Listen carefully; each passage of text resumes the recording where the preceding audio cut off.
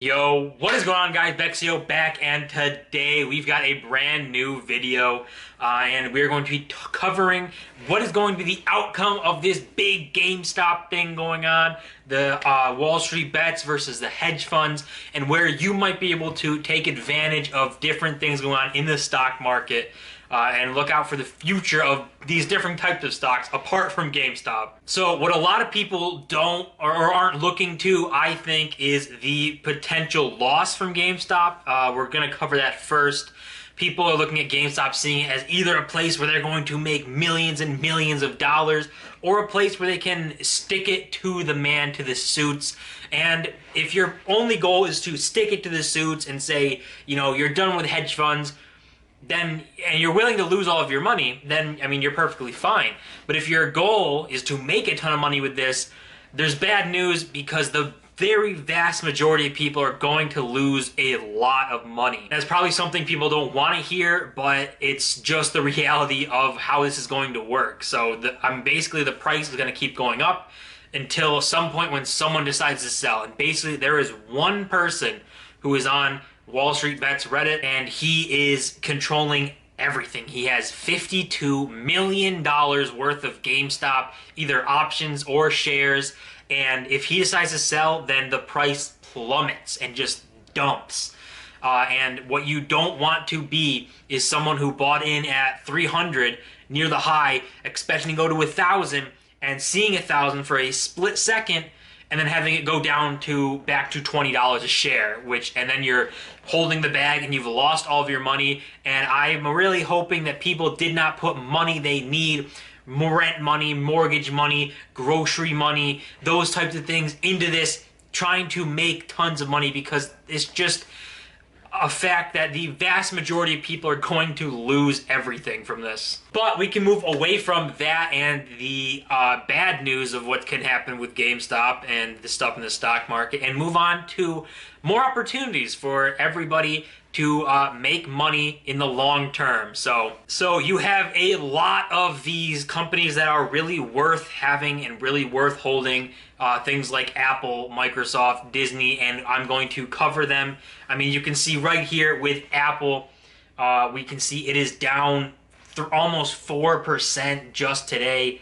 Over the week, down almost 8%. So it is falling, and the reason is that hedge funds that shorted GameStop are selling their positions in these bigger companies to cover their losses. So this is the dip in the mega caps and large cap companies that is worth buying up, because there's nothing wrong with these companies. This is the exact same thing I did when COVID hit, when the market was up here and then crashed down. The whole way down, I was buying stocks because there was just nothing fundamentally wrong with them. And we're in the same situation here with these big companies like Apple.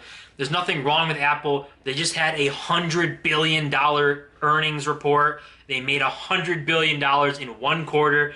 They're doing great business, and there's no reason for them to be down like this. So it's going to probably take a long time, maybe a couple weeks, to get over this short selling stuff and the short squeeze and everything going on with GameStop. But after it's all settled down, hopefully, you know, nothing dramatic happens with the market. There's tons of theories of the market collapsing because of this. I just don't think that the government or the Federal Reserve is going to allow that to happen. So we'll see what happens, but barring anything insane happening, Apple is a steal at these prices. So is all these other companies that we're going to mention, but it's just a great time to invest and buy the dip. 8% down on Apple is a lot, and that doesn't happen often. And the next big company isn't as much of a opportunity like Apple is, but is an opportunity still, would be Microsoft. I think either the second or third most valuable company in the world at this point, and they are down just over 3%, but if you look at the week, they are actually up 1.1%, a little over that. So they're still doing well, but they are experiencing a dip, and they might fall further in the next coming weeks, along with everything else. But again, Microsoft's the same thing. There's no reason for it to be down over 3%. It's doing a great business. Their earnings report was great. They have great news in the cloud space. Everyone's requiring cloud now. And that was a big spike to 240, and then it fell back down and it's falling down to this 230 mark. And there's nothing wrong with Microsoft. I mean, it's still a 91% buy. The business is doing great. It's still printing money. So you can get into Microsoft as well. It's not something that is fundamentally wrong. We're seeing sell-offs because of a short squeeze, not sell-offs because of a company mismanaging their business, going under, or anything like that. All right, and finally, a company that could be explosive this year, assuming that we might go back to relatively normal and allowing parks to open up, would be Disney. These guys have been battered from these short sellers and have kind of been battered overall for different reasons of people not believing either that we're going to be able to open back up or that they're going to be able to make the same money or anything like that. But I really like Disney. I think that they are extremely undervalued at this point. So we can see for the day even, this would be like last week, but Disney down, a little over 2%. You go for the week, same story kind of, down 2.6% almost. And then the month, you can see it really went down, being down almost 8% for the month. So I still think Disney is a great opportunity. When parks reopen, they're going to be able to recoup a lot of money, and they're not even burning money right now because of Disney Plus. So when they reopen parks, they're going to see revenue spike alongside keeping the Disney Plus revenue and expanding on that and bringing in new subscribers for that. So in an age of streaming where, Netflix is big, Disney Plus is big, Roku's big, you're not looking towards cable anymore and TV channels and that types of stuff.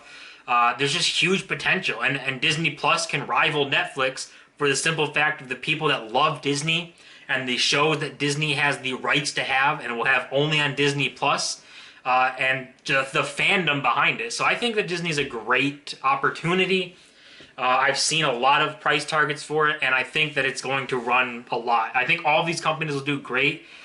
These are safer investments, not something that's going to 10x in a year, 5x in a year, even double in a year, but it might go close to those marks, and will definitely outbeat or outrun the S&P 500, the market. So you should be able to beat the market focusing on these bigger companies, and with this opportunity from hedge funds being forced to sell their positions in here, it's actually opened up a big spot for you to get in and make some money. So with all of these different stocks, this is still risky and is still going to be a insane market for probably the next few weeks as things kind of settle down and get back into the groove of things. But we could see more sell-offs of these companies. We could see bigger dips and a lot more drops. But I think in the next month or two, we'll see them be perfectly fine, come out of this unscathed. These are the giants who, there's nothing wrong with them. They're doing their business right, and they're just a collateral from what's happening in the market right now. So barring anything insane to happen, we should be seeing a great outlook for all these companies. I will say all of this is entertainment purpose only. None of this is investment advice, and you should do your own research and own due diligence and come up with your own decision with your own money. So guys, let me know what you think. Is this an opportunity? Are you going to buy these dips, or are you focusing all in on GameStop and shoving it to the hedge funds? And as always, guys, don't forget to smash the like button and subscribe button. We are on the path to 1,000 subscribers. I'll see you guys in my next video.